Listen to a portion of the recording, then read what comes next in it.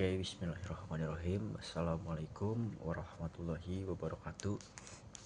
Nama saya Ramaditya Saleh dari kelas 4E. Di sini saya ingin menjawab pertanyaan dari UAS Filsafat Pendidikan. Yaitu ada 8 soal.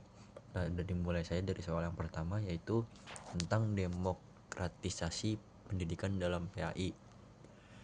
Nah, di sini tuh analisisnya kayak prinsip-prinsip demokratisasi pendidikan seperti partisipasi, kesetaraan, dan aksesibilitas dapat diterapkan dalam pembelajaran pendidikan agama Islam di sekolah umum dengan cara yang partisipasi itu melibatkan siswa dalam proses pembelajaran seperti pembelajaran diskusi kelompok dan juga proyek-proyek kolaboratif yang membahas tentang nilai-nilai agama. Nah, untuk kesetaraan itu kayak menyediakan materi yang relevan untuk semua siswa tanpa memandang latar belakang sosial atau ekonomi siswa tersebut gitu. Nah, untuk aksesibilitas itu menggunakan teknologi untuk menyediakan sumber belajar yang dapat diakses oleh semua siswa, termasuk mereka yang memiliki keterbatasan teknologi. Nah, adapun evaluasi tantangannya itu tantangan utama dalam penerapan prinsip ini di era digital meliputi ada kesenjangan digital, informasi yang beragam, dan resistensi terhadap perubahan. Nah, untuk kesenjangan digital ini tidak semua siswa itu bisa memiliki akses yang sama terhadap teknologi. Nah, untuk informasi yang beragam ini, banyaknya informasi yang tidak terfilter dapat membingungkan siswa dalam memahami ajaran agama. Nah, untuk resistensi terhadap perubahan, yaitu beberapa pendidik mungkin enggan mengadopsi metode pembelajaran baru yang lebih demokratis. Nah, lanjut ke soal yang kedua, yaitu tentang sintesis konsep pendidikan Ibnu Khaldun dan kurikulum merdeka.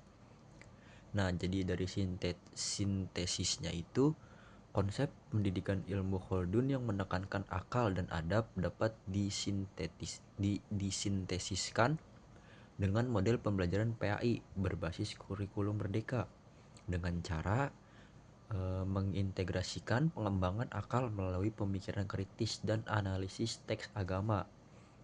Terus bisa juga dengan cara menanamkan adab melalui praktik nilai-nilai moral dalam kehidupan sehari-hari. Nah,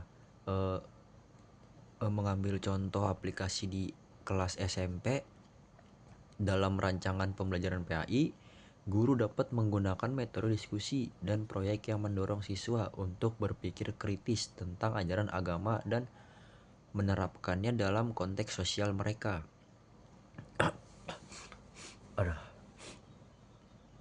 Kita lanjut ke nomor 3, yaitu tentang integrasi ilmu agama dan sains. Nah, dari evaluasi relevansinya itu pandangan Kiai Haji Ahmad Dahlan tentang integrasi ilmu agama dan sains sangat relevan dalam menghadapi dedekansi moral karena mengajarkan siswa untuk melihat hubungan antara nilai-nilai agama dan pengetahuan ilmiah dapat membentuk karakter siswa menjadi lebih baik gitu.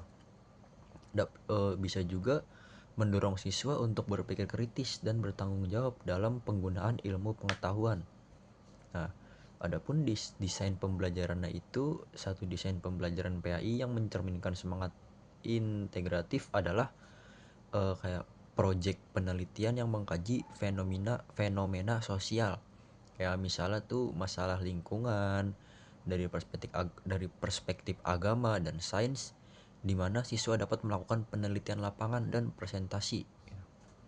Nah, kita masuk ke nomor 4, yaitu ada pemikiran Kiai Haji Hashim Asy'ari tentang akhlak. Nah, analisisnya pemikiran Kiai Haji Hashim Asy'ari tentang pentingnya akhlak dan sikap tawadu dapat membantu dalam pengembangan karakter siswa dengan yang pertama itu menekankan pentingnya perilaku baik dan rasa hormat terhadap guru.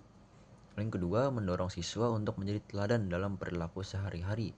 Nah, eh, penerapan nilainya tuh dapat dilakukan melalui kegiatan ekskul lah atau ekstrakurikuler yang melibatkan pengabdian masyarakat gitu, di mana siswa belajar untuk menghargai dan melayani orang lain serta mengatasi krisis keteladanan guru dengan memberikan contoh yang positif.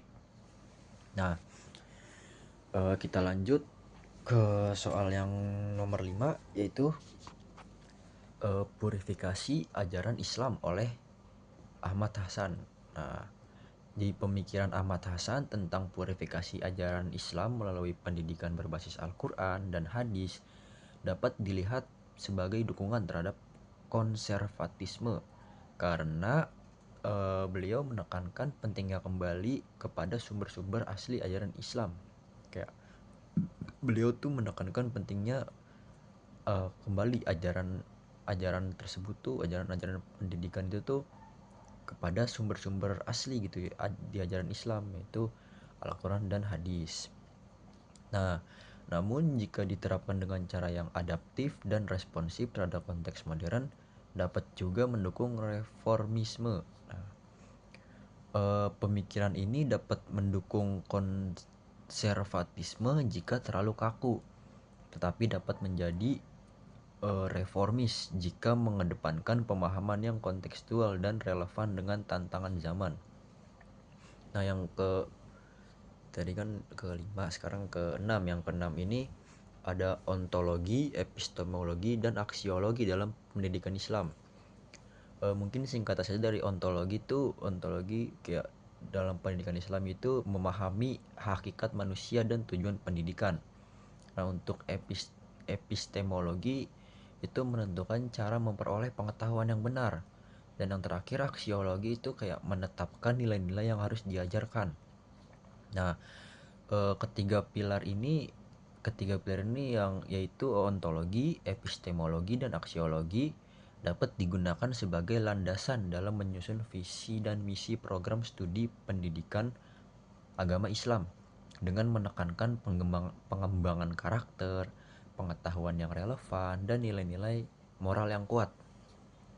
Yang ketujuh itu ada konsep ta'dib oleh Syekh Nakuib Al-Attas. Nah, konsep ta'dib sebagai orientasi utama pendidikan Islam berfokus pada pembentukan karakter dan moral yang sejalan dengan tujuan pendidikan nasional untuk menciptakan generasi yang berakhlak mulia.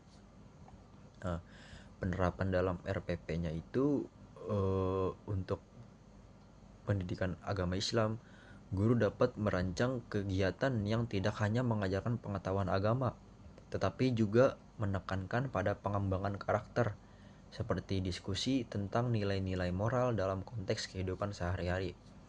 Nah, yang terakhir yang ke-8 itu Islamisasi ilmu pengetahuan oleh Ismail Roji Al-Faruqi. Nah, rancangan model pembelajaran interdisipliner antara PAI dan ilmu sosial seperti proyek kolaboratif dan diskusi kelas. Nah, di proyek kolaboratif ini kayak siswa melakukan penelitian tentang isu sosial, misalnya kayak kemiskinan, lalu menganalisisnya dari perspektif agama dan sosiologi serta mencari solusi yang sesuai dengan ajaran Islam. Nah, untuk diskusi kelasnya bisa mengadakan diskusi tentang bagaimana nilai-nilai Islam dapat diterapkan dalam konteks sosial dan ekonomi. Bisa juga mendorong siswa untuk berpikir kritis dan kreatif. Nah, mungkin itu saja jawaban dari saya dari soal-soal UAS yang terdiri dari 1 sampai 8. Kurang lebihnya mohon maaf. Terima kasih. Wassalamualaikum warahmatullahi wabarakatuh.